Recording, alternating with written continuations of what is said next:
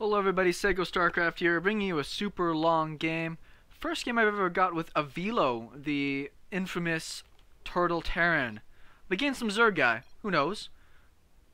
Are you HD Mario? Real Avilo. We might play similar mech. HD Mario does play some pretty solid mech style. I like mech though, it's fun for me to watch, it's fun for me to play. Some people don't really enjoy it as much, just because it generally requires there to be longer games. So we see the Zerg player already saying he can't win against mech styles. But he, I believe when I was looking at this replay, was like top, like he was number 2 or something like that for Zerg in Masters and Avilos in Grandmasters. Watching a little bit more of his stream lately, kind of a fun character to watch, so it's something that I've gotten a little bit more accustomed to. And we'll see, it looks like it's going to be a Reaper opening here from Avilo, which most Terrans do. Watching his stream is kind of interesting. He's getting a little bit too preachy, I would say, but as somebody who, really wants to do good at it and is suffering when it comes to how races are currently balanced, and somebody who plays a lot of ladder, he's got a bit of a better understanding of, what's going on. So I will take his word for it on several things. SCV is going to with an expansion. The Overlord will scout that, as well as the timing of the Reaper coming out. 6 lings on the way.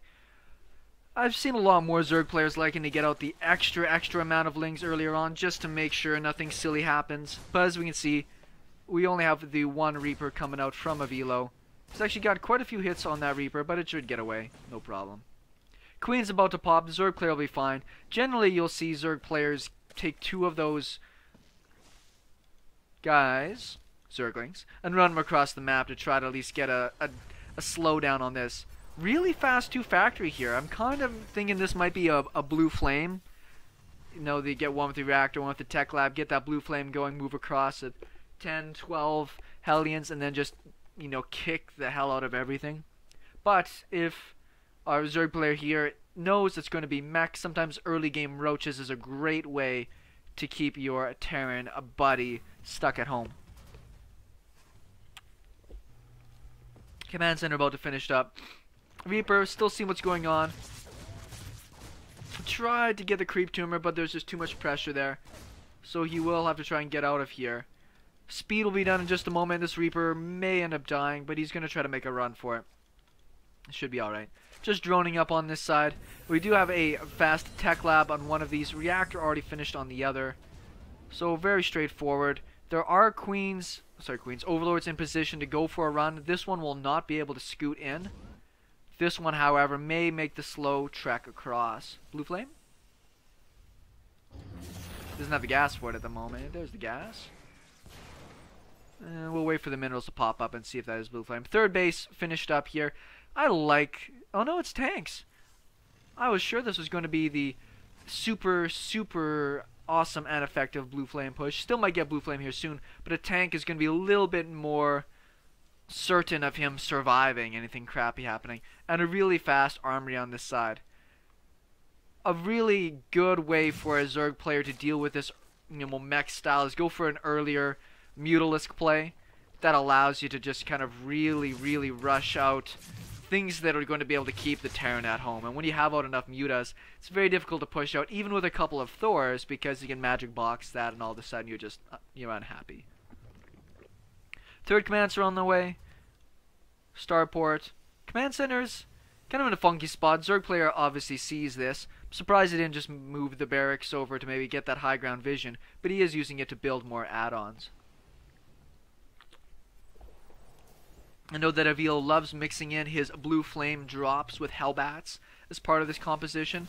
It can sometimes be quite effective. 2 Marines here. We'll get the Overlord, but the Overlord will see everything that's going on, confirm the mech, but I'm sure he knew it was mech before then.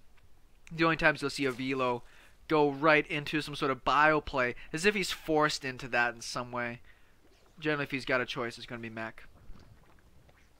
Bit of a supply block going on for the Zerg player with that scout. Sometimes it's nice as a Zerg player to make sure that you make an Overlord or 2 if you're about to suicide an Overlord for a scout. Blue flame about halfway done. And we can see that the Terran player has been extremely content to just sit at home. He's only made, a couple of Hellions until now. He's not pushed out with them or anything. So he's got himself in a bit of a a really good macro position. He's getting out more of his production facilities.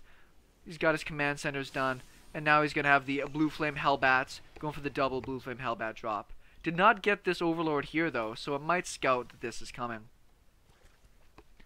The double Blue Flame Hellbat drop, really great at taking up a really saturated base like this. We can see that the Zerg player is really droned up fast. And as a Zerg player, if you know your opponent is going mech and not pressuring out on the map, get your drones taken care of.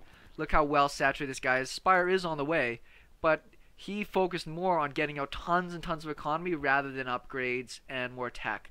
It's a risk. Sometimes if it was, let's say, a 2 base, Blue Flame Hellion all in, probably would have just beat him straight out there. Or at least been very difficult to hold on. In this case, his upgrades are really, really delayed, but he's got a supercharged economy. Couple Hellions still kind of moving around. Blue Flame Hellion, Hellbat drop. Going to be timed pretty good with this other one here. This base will scout this drop coming in. Hellions, we're going to try to scooch in here and get a few kills. Now we're going to have the double drops. Now having the Spore Crawlers here will actually kind of shut down a little bit of the play.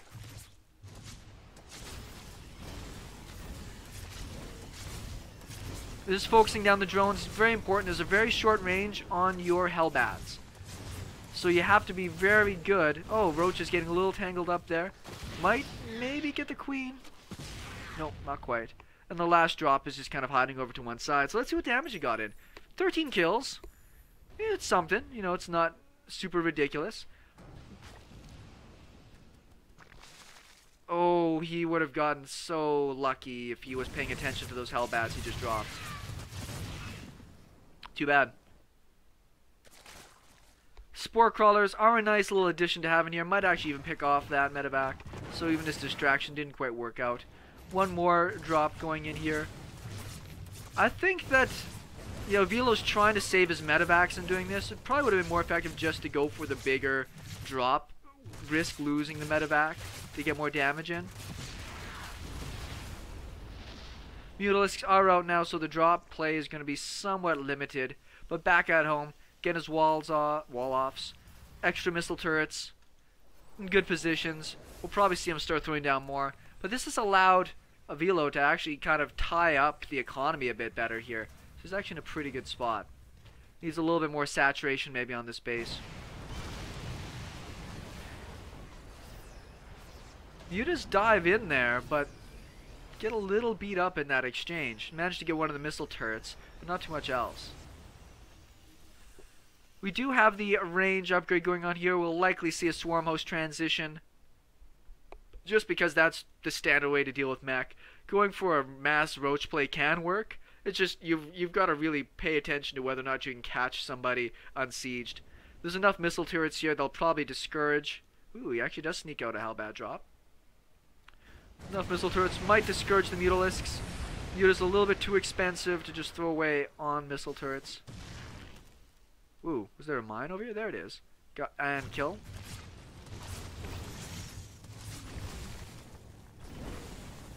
Good hold position on the Hellbats. Hellbat dropping. Oh, yes. 25 kills. Fantastic. Being really well positioned to grab drones with that really short Hellbat range takes a bit of finesse. You gotta be pretty good to get into the heart of things and then control that Hellbat. You can't just drop it and run away. Now that most Zergs are accustomed to throwing down at least a couple stacked defenses, that Spine Crawler will draw away the Hellbat damage. Barracks probably get picked off by these mutas. Don't have much else to do right now. More command centers happening. Avilo has kept the supply count pretty even right now. Lots of command centers. Actually, lots and lots of command centers. +2 attack finishing up. There's our Enduring Locusts as 1-1 finishes up for the Zerg. And Hive.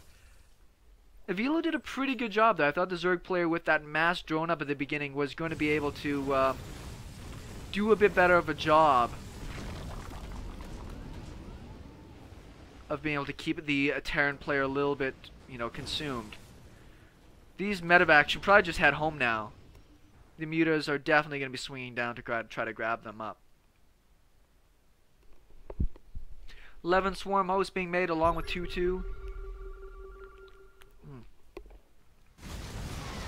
It is kind of interesting that this is the base the Zerg really wants to take. And that's probably because he'd like to mine it out if he has an opportunity. Hellion run-bys. So common right now. If you're playing against Mech, get down the static defense. Something to slow down these Hellions. I mean, the spine crawlers do such good damage. And if you're just not quite paying attention as a Zerg player, you can lose so many workers to a well-placed Hellion run-by.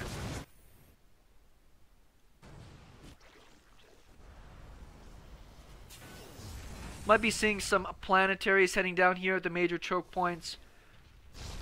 This, ooh, it's dangerous. We'll just get out of there in time. And the drone's still alive to go keep making more. Very interesting kind of style there. It's more about denying bases than I think it is about necessarily taking them. Hellions look like they may have been spotted. 2-2. No, did he cancel +2? No, it's in there. Never mind. Actually did get the transform there for the Hellbats. Ooh, good little beta looks like. He managed to be able to pull most of the mutas into these Vikings and clean them up pretty good. Vikings have +2 attack on them. Fourth base going down. Planetaries, missile turrets. Second Spire is happening. 16 more Swarmhosts. It's going to be one of those kind of games. Fasten your seatbelts. There's probably like another half hour left in this.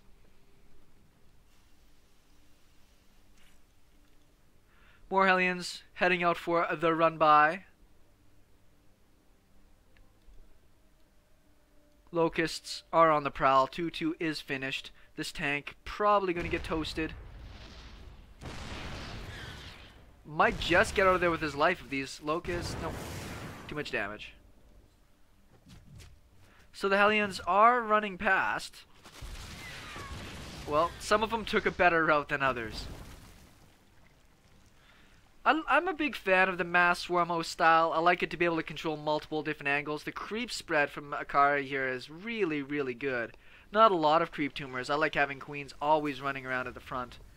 But this has managed to get him all the vision he needs to on the map, as well as being able to take a lot better control of moving his locusts around with speed. Both players are just about maxed out here. Terran still making Hellions, planetaries, extra command centers, just getting as situated as possible. Whoa, looks like he might have done a bit of a Hellbat drop there. Don't you want to take a quick little look at that?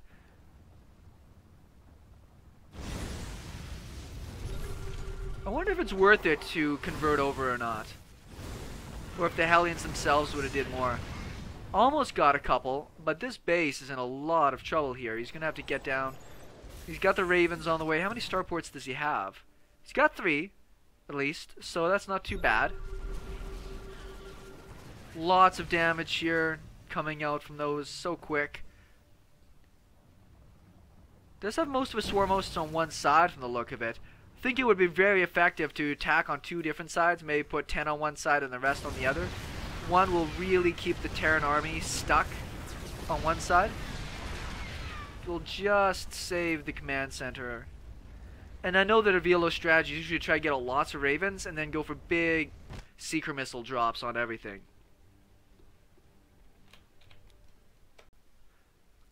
So we do have roaches trying to control one side of the map. I like it as well. They're very fast on creep, do really good against any type of Hellion run-bys for the most part. There are some spines spread out everywhere, so we should be alright. 67 workers. We see him really transitioning into making static defenses as he moves along. I do like seeing spores at the front. Something to discourage the Ravens and Hellions from just controlling the air too good. For me, I'm pretty good at being able to do the static defenses. Where a lot of the difficulty is, though, however. Smart move. Stutter stepping forward with his locusts. Trying to get as much damage as possible.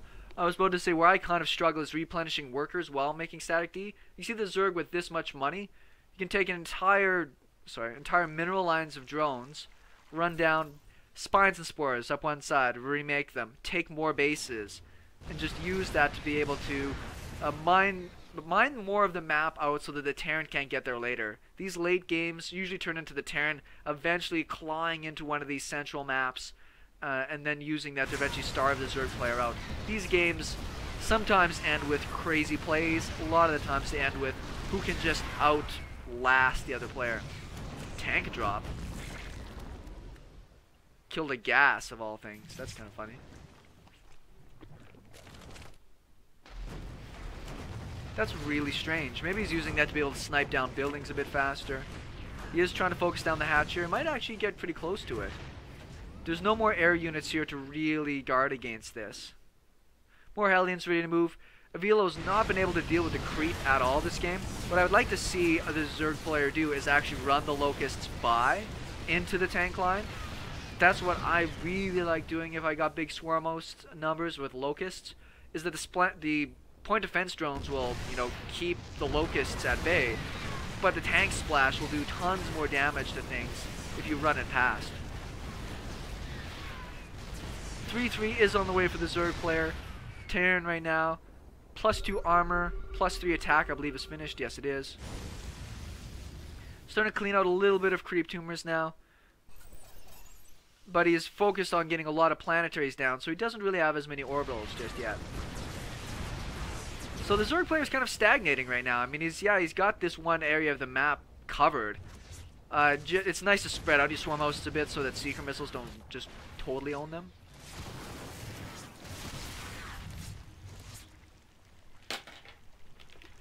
Kitty Cat decided it'd be funny to play with my recording equipment, so hopefully that wasn't too loud for people. So as a Zerg player in this position, you gotta think of something new. I mean, if you're not breaking the Terran's starting to get further ahead. Like, move your Locusts around, get another unit comp, something else, right? Because, I mean, this Kurt, like, obviously isn't working. He's not breaking this spot. Even with 3-3 finished, I don't think it's gonna make a big difference. More Ravens, more Raven upgrades.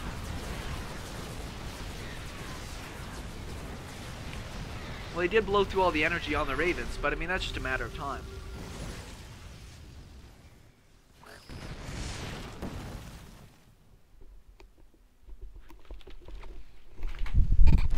Actually, what might be nice is to get some Roach Burrow if he didn't have that. Maybe sneak underneath some of these units.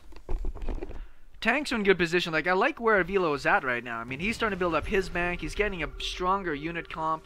Greater Spire's just on the way now. +3 attack, so we might be able to go for a mass muta switch. Which sometimes we see Zerg players do to some great effect. Good tank and Thor position over here.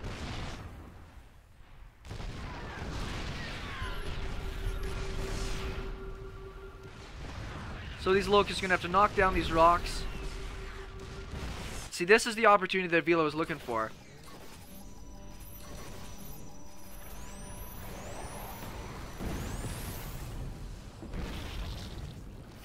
At least he has some queens here for some transfusions. Didn't actually lose too many during that one play.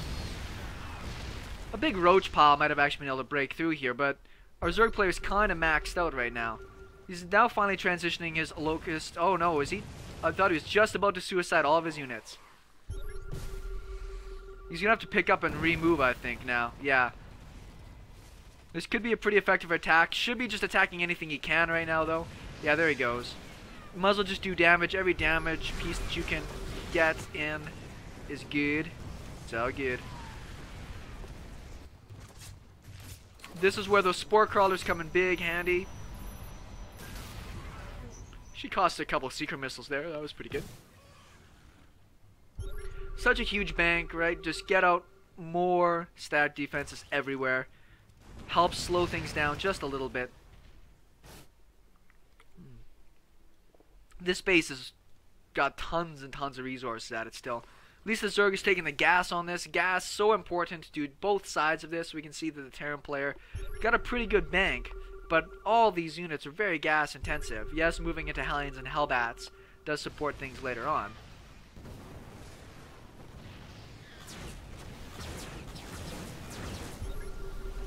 Finally splitting up his Locusts in a couple different paths here, it looks like. Maybe. Maybe not. Terran player is going to flank. The Zerg player will be able to see this pretty soon with the creep. He's going to have to pay pretty good attention to these Swarmhosts. Make sure that they're firing in the right direction.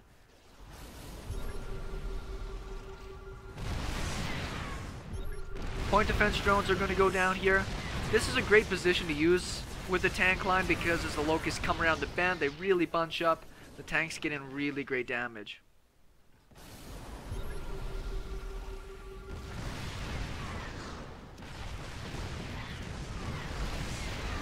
This base will be going down here pretty quick.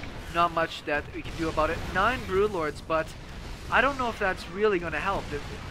There's just so much Viking and air control. As a meching player against like a really big... Ooh, maybe. They'll get in a lot of damage on this base, and we'll pull the Terran player slightly out of position.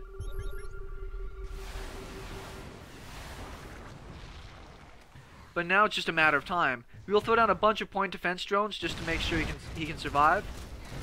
These broodlords are all essentially dead weight as soon as these Vikings are here.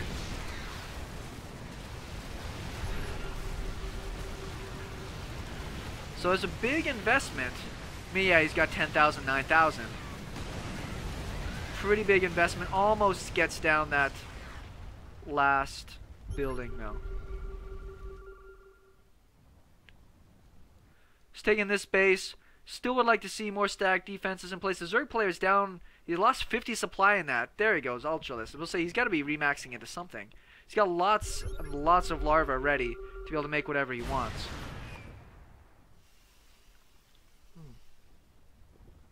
See, this is kind of nice. Even though they're a little bit exposed, these missile turrets will slow down locusts trying to get through.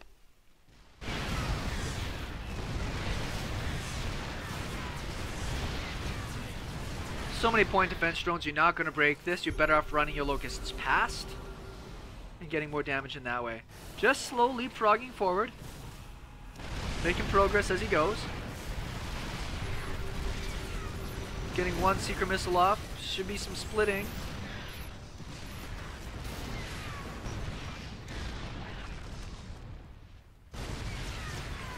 Bunch of tanks got a little ambitious down on this side, and they get gobbled up pretty fast. I don't know if that's enough Ultralists to get this planetary down. They might. It just depends on the positioning. This air army won't be able to do enough to it. Very good clutch barracks going down here, actually. That's really smart. He's going to delay the wraparound here of the Ultras.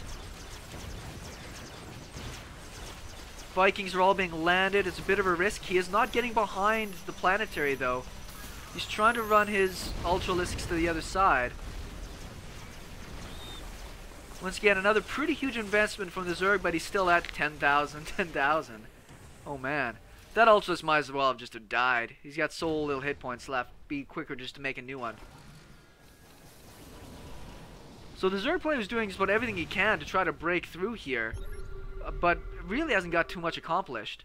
Would have been nice for him to transfer maybe some units here sooner, just so he can mine it out sooner. But it is a little bit vulnerable. Locusts aren't quite shooting in the right direction here. Tank line is going to get into a really good spot from the looks of it. This is where a little bit of stack defense can help slow things down. Does actually get the Thor. 35 mutas, that's why. That's the transition we were waiting for. Now, the Ravens don't have a ton of energy left on them here. Seeker missiles are Seeker missiles. Point defense drones are very expensive. So now that all the Raven energy is gone, you might be able to smash through this here. Vikings, yes, are well upgraded, but all of our mutas, I believe, are +3 attack. No, they're 3-3. Oh, man. This transition might work out really well here. He's going to try to pick off the Ravens. The Ravens are the really expensive part. There is a Seeker missile that got launched in there. Oh man, the Seeker missiles are doing so much damage in here. So we did get the Ravens down, just about all of them. Now we'll buy a little bit of time here. He actually gets a lot of tanks as well. Both players trading some huge blows. 13 Ultralisks on the way. This game's pretty crazy. Lost quite a few Swarmhosts in that. He's going to have to try to recover those rallies and those numbers. One random Ultralist chilling here. This base starting to get a little bit more mined down now. Dropping all of his mules here. This one still got a couple of patches worth something on it. We'll have to, yes, move forward and get some better attacks. Good little snipe with some ultras, picking off what they can. This would be a nice little pickup. Oh, man. Running headfirst into some 3-3 mech does not last very long. Bunch of ravens still over here. Oh, that is going to clean up quite a few Swarmhosts. So, we can see that the bank for the Zerg players has been essentially cut in half. One random Thor just chilling. Might actually be able to come down here and kill off a base, though. So it's really down to what the Zerg player is going to do next. He's run through a lot of larvae, it looks like. Tons of ultras. Maybe try to break this base? It's hard to say.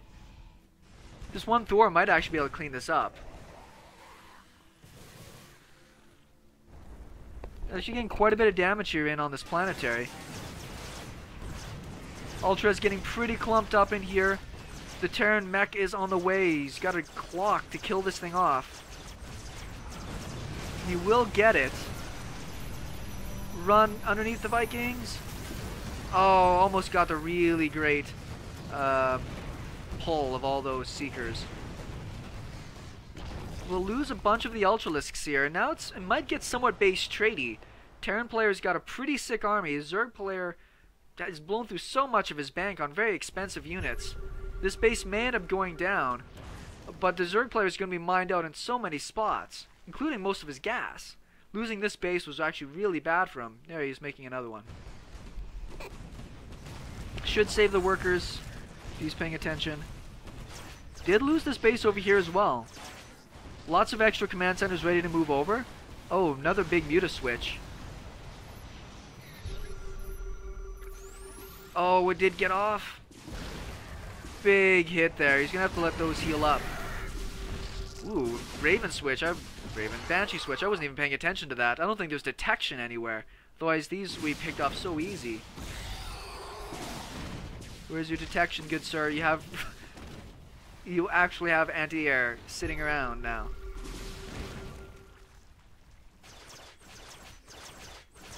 Looks like some of this Terran mech's a little bit bunched up at home. Should run away with these. Still no detection here for the Zerg player. There they come. And they have speed as well, so that's going to help out a bit. So that's going to be a battle of cost effectiveness. The Zerg player is in a tough spot. The Terran still has some bank and a base ready to come down and get muled. And really tough to beat air army. Banshees, Ravens, Vikings, Thors on the ground. Big pile of drones getting made, but now the Terran player's got a big advantage. Zerg players spent a lot of money to break bases, and that's what the Terran really wants. Is for you to come at him and throw away tons of money on things like Ultralisks and Broodlords. Zerg players fall for that trap all the time where they think, oh man, I've just got like infinite money. I've got 10,000, 10,000. That'll never go away. Looks like he will lose these with the scan.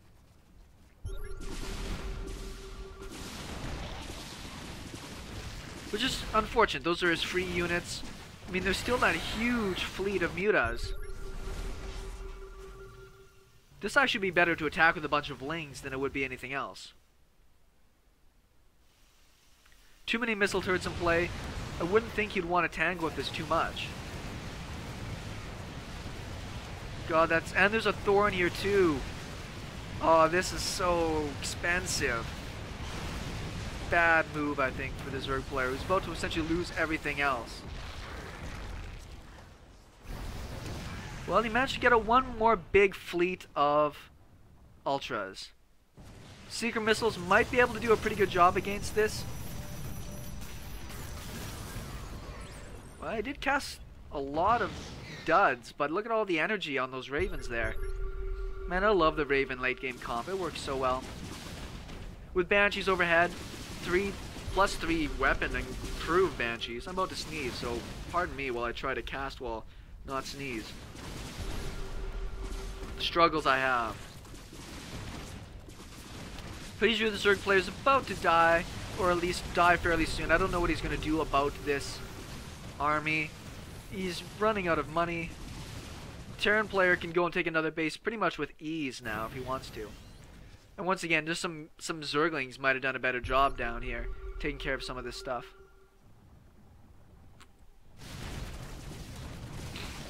Drones are going to go down, unfortunately. This is one of the small highlights here. It's not until these ultras die that I think the zerg player is really going to leave here. So yeah, it's small victories. Do what you can. Once the air army's back into position, it's going to be pretty tough. And I'm sure that Avilo, with his maxed out self, can probably just go marching across the map for the win. More Banshees in production. Gonna maybe try to use the Queens with some transfuses to keep that alive, but the Seeker Missile Mass Thor is just gonna carve through that, no problem.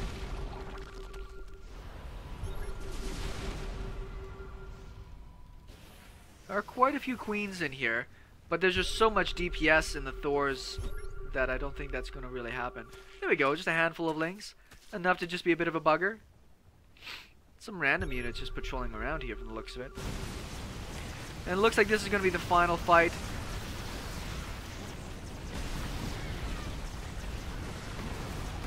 Man, he didn't even need those Thors. He could have beaten that without that. And there's the GG from AkaRi.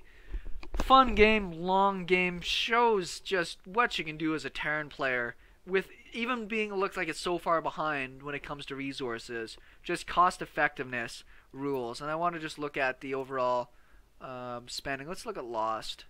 It's actually more even than I thought it would be. But still, good game from Avilo. SeKo Starcraft. Thanks everybody for watching. We'll talk with you later.